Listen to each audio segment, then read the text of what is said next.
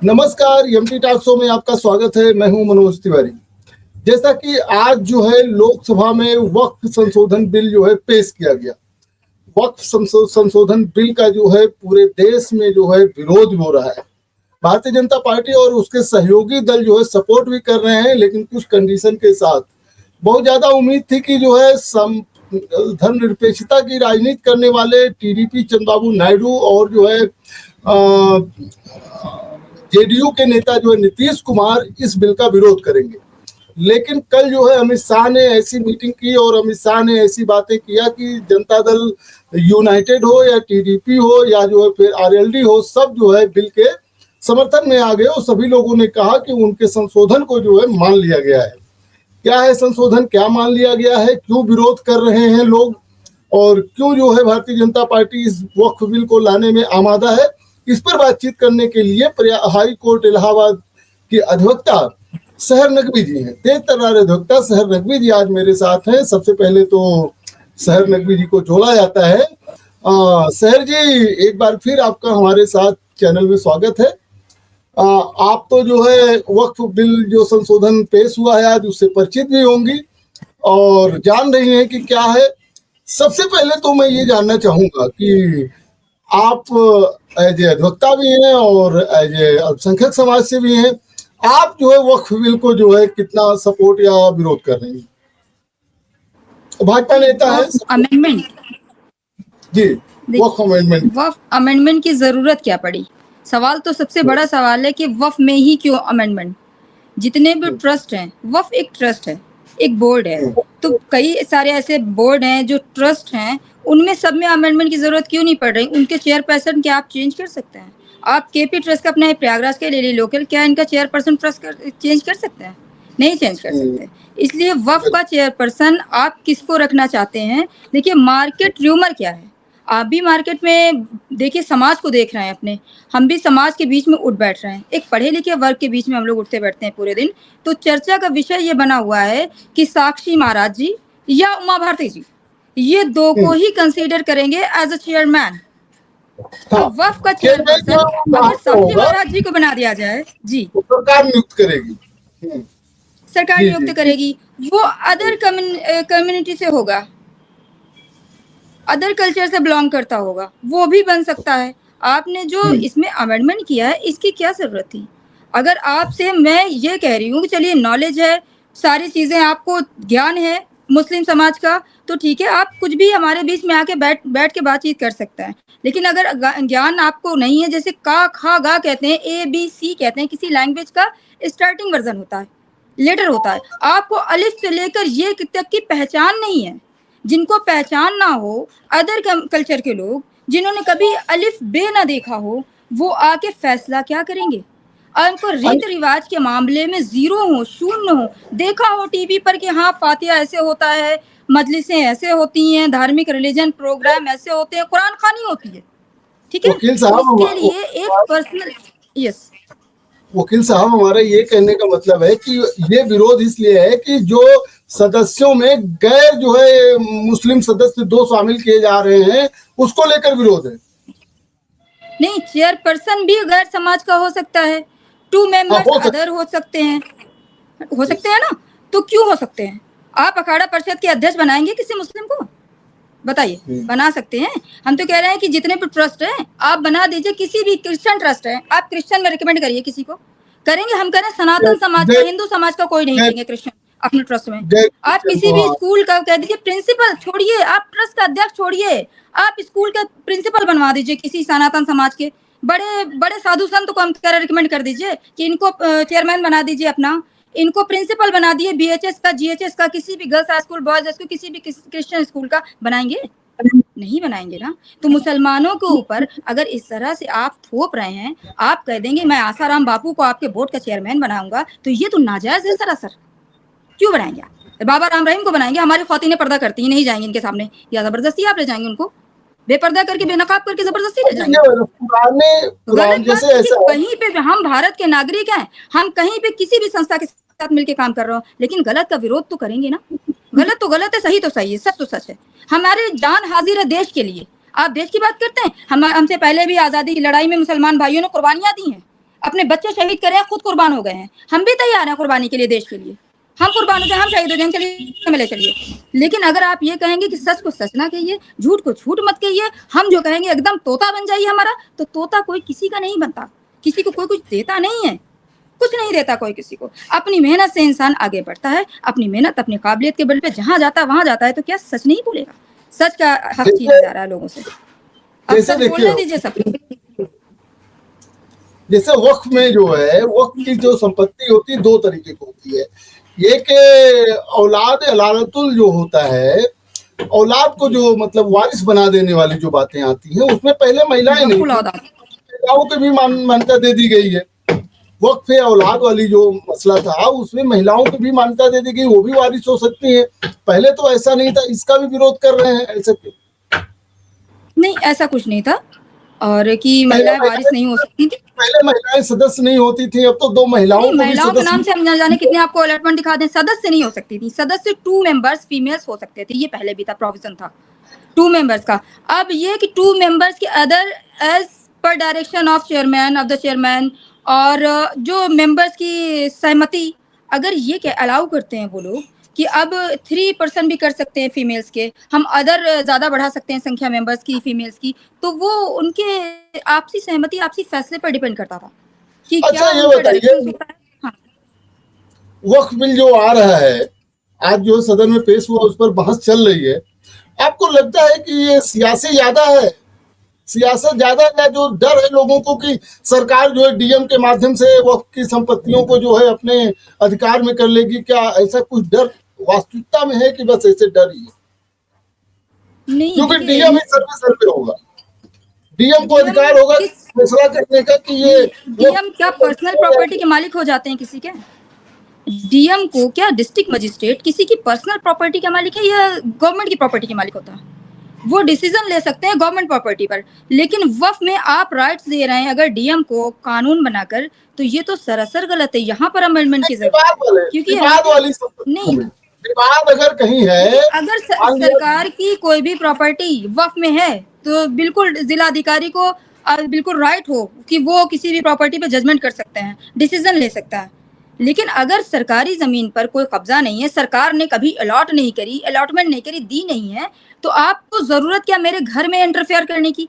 पर वक्फ में कौन संपत्ति दान करता है जिसके आल औलाद ना हो, वारिसान ना हो, कोई ना हो, जिनके दान पिंड पुण्य, जैसे अदर लैंग्वेज में बोला जाता है कि पिंड दान करने के लिए, फातिहा दरूद करने के लिए, प्रथाएं निभाने के लिए, परंपरा निभाने के लिए, कल्चर फॉलो करने के लिए, जिसकी औलादें नहीं है, तो वो पूजा पाठ जिसे पिंडदान, चलिए अंतिम संस्कार है, अंतिम संस्कार करने के लिए वक्फ में जो मुतवल्ली होते हैं, जो मौलाना होते हैं, वो करेंगे, ये कह दिया जाता है। ठीक है, इसके लिए वो दे दिया जाती है प्रॉपर्टी कि मेरा घर, ये मेरा पर्सनल मकान है, जो सरकार से मिलता नहीं। वक्फ की तमाम प्रॉपर्टियों की बिक्री हो रही है, तमाम लोग प्लाटिंग कर रहे हैं, उसी को तो नियमितीकरण करने के लिए सरकार जो है कानून बना रही है। मेरा पर्सनल मकान है, मैं प्लॉटिंग करा दूं, उससे क्या मतलब है आपसे? मेरा पर्सनल मकान है, मेरी पूरी हवेली है, मैं प्लॉटिंग करा दूं, कोठी है, पर्सनल है। वक्फ की भी अपनी पर्सनल प्रॉपर्टी सरकार की दी हुई नहीं, सरकार की अलॉट की हुई प्रॉपर्टी जो वक्फ को दान करते हैं, फंडिंग होती है, सरकारी सुविधाएं मिलती हैं, उसे बंद कर दीजिए, उसमें संशोधन कर दीजिए। कोई सरकारी सुविधाएं हम करें वक्फ की बंद कर दी, हम करें वक्फ बोर्ड रद्द कर दीजिए, आप कोई और बोर्ड बन जाएगा जिसमें आदमी आल औलादों के लिए मस्जिद कमेटी को दे देगा कि मस्जिद का मुतवल्ली भाई फातिहा दरूद कराएगा, मरने के बाद किसी के जिसके वारिसान नहीं होंगे उसके लिए पूजा पाठ सारी चीजें मुतवल्ली कराएंगे मस्जिद का, वो वहां देने लगेंगे, दान करने लगेंगे। ये तो है जिसके वारिसान अपनी पर्सनल चीज को देता है। तो वो ये अगर अदर कल्चर का कोई भी इंसान बैठता है अगर चेयर पर्सन बनकर, तो कैसे कराएगा? उसको जानकारी है, सरकार कराएगी, सरकार जिम्मेदारी ले रही कि फातिहा कराएगी, सालाने की मजलिस कराएगी, हर जो मंथली फातिहा होते हैं, सालाना फातिहा होते हैं, 40वां होता है, 40 दिन पे 13 ही कराएगी, तीजा कराएगी, क्या कराएगी सरकार? वक्फ पर जो बिल आ रहा है, जो संशोधन बिल आ रहा है, आपको मेरी आवाज जा रही है वकील साहब? हेलो, हाँ। तो अच्छा ये बताइए कि आपको लगता है कि भारतीय जनता पार्टी अपने सियासत के लिए इसको ला रही है या फिर जो है और कुछ है,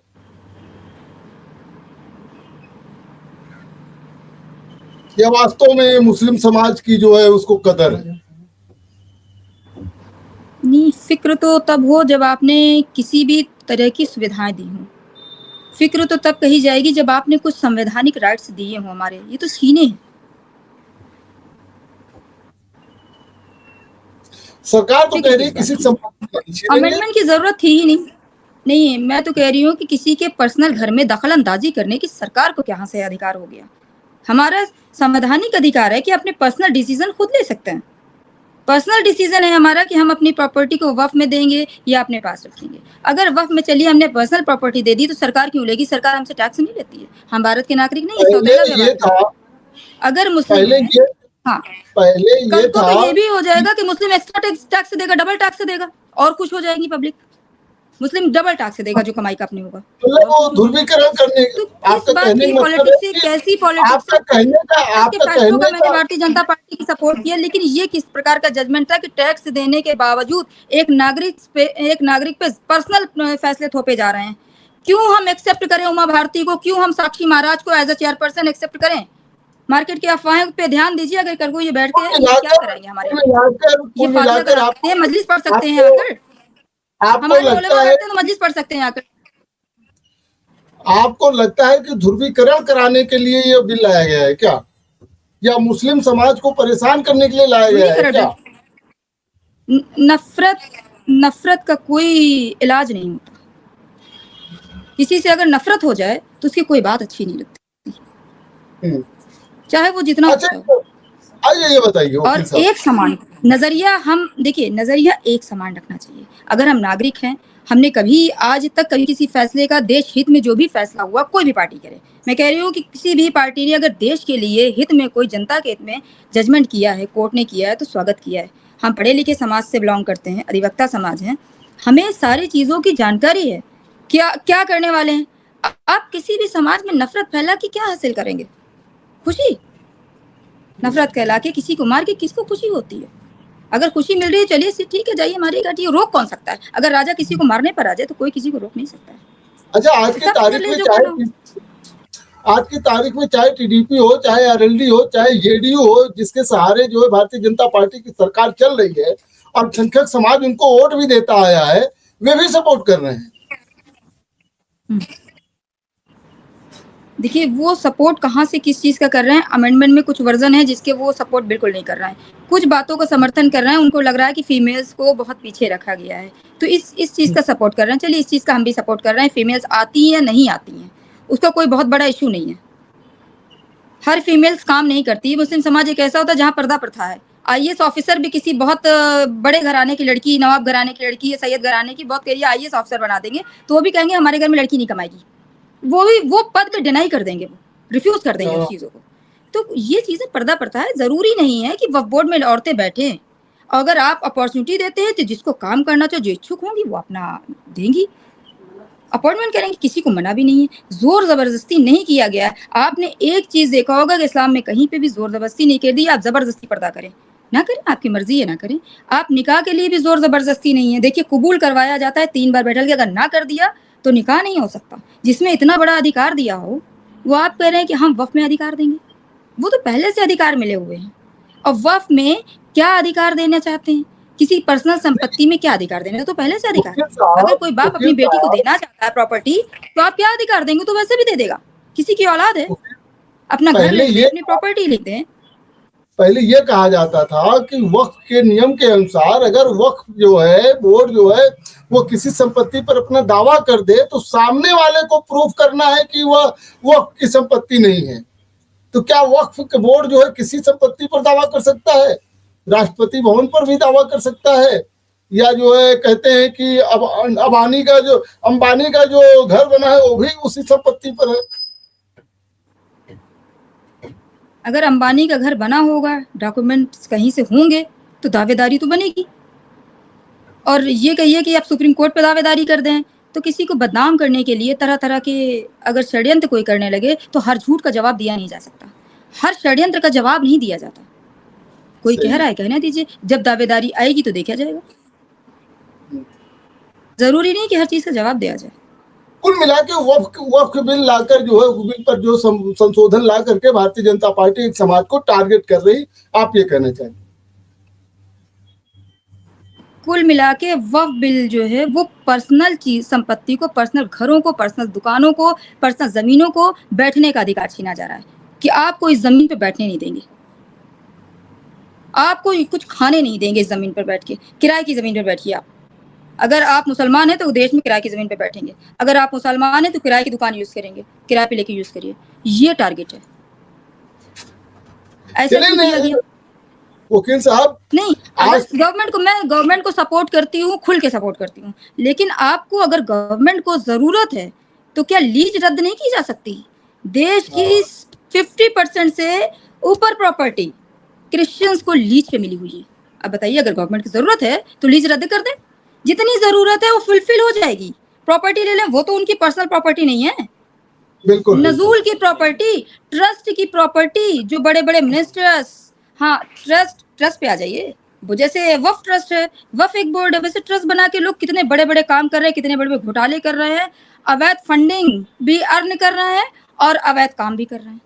उनको नुकसान पहुंच जाएगा तो आप ट्रस्ट पे हाथ नहीं लगाना चाहते। ट्रस्ट का चेयरपर्सन भी सरकार का आदमी हो, ऐसा अमेंडमेंट कर दी। यहाँ अमेंडमेंट की जरूरत है, नजूल की प्रॉपर्टी में अमेंडमेंट की जरूरत है। जो लीजें मिल जाती 90 साल की, वो हमेशा से स्कूल चल रहा है, इतने बड़े बड़े कॉलेज चल रहे हैं, क्रिश्चियन कॉलेज, आप उसकी लीज रद्द करके उसको सरकार गवर्नमेंट कॉलेज कर दीजिए। सरकार लीज रद्द की, क्या इसको सरकारी स्कूल नहीं घोषित कर सकती? सरकार अपने सुपरविजन में स्कूल चलाए, कॉलेज चलाए। लेकिन देश हित में अगर काम करना होगा तो कॉलेज हमारे होंगे, हमारे देश के कहलाएंगे। क्यों क्रिश्चियन के कॉलेज हैं? नजूल की प्रॉपर्टी, कॉलेज क्रिश्चियन का है, क्यों है? सही है, नहीं क्यों है? चलिए, ट्रस्ट की प्रॉपर्टी, सारे ट्रस्ट के चेयरपर्सन, जितने भी ट्रस्ट के अमेंडमेंट कर दीजिए ना, ट्रस्ट एक्ट को, इस एक्ट में अमेंडमेंट करिए ट्रस्ट के कि चेयरपर्सन, हाँ देखिए, चेयरपर्सन अगर ट्रस्ट का किसी सरकार का आदमी होता है या आईएएस ऑफिसर नियुक्त हो जाता है, किसी आईएएस आईपीएस को कर दीजिए, पीसीएस ऑफिसर को हम कह रहे हैं कर दीजिए, तो क्या होगा? भ्रष्टाचार ओपन हो जाएगा। इतनी बड़ी बड़ी प्रॉपर्टी पे इतने बड़े बड़े भ्रष्टाचार, इतने बड़े बड़े चेहरे बेनकाब हो जाएंगे। तो अगर देश हित में काम करना चाहते हैं, आप हमारे देश के बच्चों का भविष्य सुधारना चाहते हैं, तो ये मुस्लिम महिला क्या है? सारी महिलाओं का भविष्य तो सुधार दीजिए। सारे बच्चों का भविष्य, जो रोड पे भीख मांग रहे हैं, इनको भी रोजगार दे दीजिए, इनको शिक्षा का राइट है। बच्चे हैं, क्या हम पूछते हैं किसी से भीख देने के टाइम पे आप किस जात के, तुम्हें देंगे भाई, आपको देंगे? छोटा बच्चा अगर हमारे सामने भीख मांगता है तो मुझे रोना आता है, आंसू निकल पड़ते हैं उस वक्त कि मेरे देश का ये नागरिक है, मेरा बच्चा है, इसके संवैधानिक राइट्स हैं, ये हमारे आगे भीख मांग रहा है। क्यों मांग रहा है ये भीख? सरकार के प्रति इसकी जिम्मेदारी नहीं बनती है? ले लें सारी प्रॉपर्टी, बच्चों का भविष्य सुधार दें। सही काम सही डायरेक्शन में नहीं करेंगे, मुसलमानों से ये छीनेंगे तो उनसे ये छीनेंगे, ये क्या है? हम कबूल नहीं करेंगे। अगर साक्षी महाराज को मुसलमान कबूल नहीं करेगा तो जबरदस्ती आप थोप देंगे क्या? साक्षी महाराज होंगे चेयरपर्सन, क्यों होंगे भाई? हाँ, कोई भी हो, पर्दा कर रही है, कोई नहीं जाएगा उनके सामने, जबरदस्ती खींच के घसीट ले जाएंगे जी। चलिए वकील साहब, अब तो जो है बिल जो है पेश हो चुका है। नहीं लग रहा है कि आप यहाँ नमाज जो है, कल को आप कह देंगे नमाज जो है हमारे संत पढ़ाएंगे। कैसे पढ़ाएंगे भाई? कैसे पढ़ाएंगे? पूजा कोई मुसलमान जैसे कराना नहीं आता, सुना है मैंने, पूजा देखी लेकिन मैं करा नहीं पाऊंगा। शरीयत में या पर्सनल लॉ नहीं, आपकी खुशी के लिए हम आपके पीछे खड़े होकर पूजा कर लेंगे, लेकिन करा नहीं नहीं। वक्त का जो संशोधन बिल आया है, ये तो संपत्ति के रेगुलेशन संबंधित है ना। ये बोर्ड जो है सिया सुन्नी बोहरा और रेगुलेशन नहीं है। गवर्नमेंट सारी प्रॉपर्टी गवर्नमेंट अपने सुपरविजन में ले रही है। एक कुल मिला के टोटल कितने बड़े मसले का एक हल है, एक जवाब कि टोटल प्रॉपर्टी गवर्नमेंट अपने सुपरविजन में ले रही, स्टेट गवर्नमेंट के सुपरविजन में। यही जवाब था ना? कैसे आपको लगता है वो जो दो गैर सरकारी सदस्य उनकी वजह से, या जो है डीएम को जो अधिकार दे दिया गया उनकी वजह से? डीएम सरकारी ही होता है, डीएम का क्या मतलब है? एक डिस्ट्रिक्ट मजिस्ट्रेट आज यहाँ ट्रांसफर तो कल वहाँ ट्रांसफर, एज अ एडमिनिस्ट्रेशन ही तो काम करते हैं, सरकारी ऑफिसर। बिल्कुल। सरकार का नियंत्रण मेरे घर पे चलेगा कि हम नमाज कैसे पढ़ेंगे, हम अपने मुर्दे कैसे दफन करेंगे, कौन सी प्रक्रिया अपनाएंगे, कौन से सूरह फातिहा पढ़ेंगे, क्या पढ़ेंगे, कौन सी आयत पढ़ेंगे। अब तो ऐसा है कि आप काली जी की पूजा क्यों करना चाहते हैं? काली जी की पूजा सड़क पर कर सकते हैं, हनुमान जी की पूजा सड़क पर कर सकते हैं, कांवरिया सड़क पर ले जा सकते हैं, नमाज सड़क पर एक दिन नहीं पढ़ सकते हैं। अजीब अजीब फरमान जारी हो रहा है। हम कह रहे हैं कि कांवड़ ले जाइए आप सड़क पे। हम आपके मजहब का पूरा सम्मान करते हैं, आदर करते हैं, रिस्पेक्ट करते हैं सनातन धर्म का। आप कांवड़ ले जाइए, काली जी की पूजा करिए, हम भी आपके साथ शामिल हो जाएंगे। आप हमें इनवाइट करिए, हमें क्या एतराज है काली माँ की पूजा से? हमें कांवड़ से क्या एतराज हो सकता है? लेकिन आप ये अगर कह देंगे कि अपना छोड़ दो और नमाज मत पढ़ो, तो इससे एतराज है। नाम लिखो दुकान किसकी है? मनोज तिवारी की है कि मनोज अंसारी की है? देखिए, जब मस्जिदें फुल हो जाती हैं, पब्लिक ज्यादा हो जाती है, तो व्यवस्था करता है प्रशासन। अगर उनकी व्यवस्था नहीं तो ना दें जगह, रोड पे मना कर दें। बिल्कुल, जबरदस्ती मस्जिद के बाहर नहीं पड़ते ना। वकील साहब, प्रोग्राम लंबा हो जा रहा है और अच्छा हुआ कि आपने भाग लिया, लेकिन वक्त का जो है वो संसद में पेश हो चुका है, इस पर चर्चा चल रही है। लेकिन ये सही बात है कि सरकार की जो हस्तक्षेप है उसको जो है मुस्लिम समाज स्वीकार नहीं करने को तैयार है। एक समाज को लगता है कि सरकार जो है इसमें हस्तक्षेप कर रही है। वकील साहब, आप हमारे कार्यक्रम में भाग लें, इसके लिए आपको बहुत बहुत धन्यवाद। तो जैसा कि आपने देखा, हमारे साथ जो है जानी मानी प्रयागराज में जो है इलाहाबाद हाईकोर्ट के अधिवक्ता सहर नकवी जी थी, जिन्होंने वक्फ बोर्ड पर अपनी जो है बातें रखी। थोड़ा सा नेटवर्क की इशू जरूर था, लेकिन उसको आप देख लीजिए, एडजस्ट कर लीजिएगा। उनका कहना था कि किसी के घर में जबरन दखलंदाजी करने का सरकार को कोई हक नहीं है। अगर आप ट्रस्ट के किसी भी कानून में चेंजिंग करना चाहते हैं तो सभी ट्रस्टों में कर दीजिए। केवल एक कौम को क्यों टारगेट किया जा रहा है? आप हिंदुओं के भी ट्रस्ट में जो है गैर हिंदू सदस्य रखिए, आप क्रिश्चियन के ट्रस्ट में गैर क्रिश्चियन सदस्य रखिए, आप जो है बौद्धों के ट्रस्ट में गैर बौद्ध को चेयरमैन बनाइए, लेकिन आप केवल मुस्लिम समाज को टारगेट कर रहे हैं। हालांकि मैं आपको एक जानकारी दे दूं कि सहर नकवी बीजेपी की तमाम नीतियों का सपोर्ट भी करती आई हैं और कहा जाता है कि भारतीय जनता पार्टी की नेता भी है। लेकिन आज भाजपा कार्यकर्ता होने के बावजूद उन्होंने वक्फ बिल जो संशोधन का विरोध किया है। अब आप सोचिए कि जो है क्या कहते हैं, कितना विरोध है लोगों में, और उसका रीजन यही है कि एक वर्ग के साथ मनमानी करना, तरह तरह के प्रतिबंध लगाना, हिंदू मुस्लिम करके जो है ध्रुवीकरण करने की कोशिश करना। सियासत के लिए पूरे देश के साथ और सेंटीमेंट के साथ खिलवाड़ नहीं किया जा सकता है। लेकिन अब क्या करेंगे, सदन में बहुमत देखा जाता है, सिर देखा जाता है। लोकतंत्र में उनके सिर में क्या है वो नहीं देखा जाता है, जो लोकतंत्र के लिए बहुत घातक है। अब बिल आ रहा है, चर्चा हो रही है, और तमाम ऐसे सदस्य जो अल्पसंख्यक वोटों की राजनीति करते हैं, कहते हैं हम तो अल्पसंख्यकों के कल्याण के लिए काम करते हैं, चंद्रबाबू नायडू और नीतीश कुमार जैसे लोग, जयंत चौधरी जैसे लोग, ये लोग भी सपोर्ट कर रहे हैं। आने वाले दिनों में देखिए सियासत कहाँ जाती है। लेकिन आज जो है वक्फ बिल पर चर्चा हो रही है। आपका बहुत बहुत धन्यवाद। देखते रहिए एमटी टॉक शो। बहुत बहुत धन्यवाद।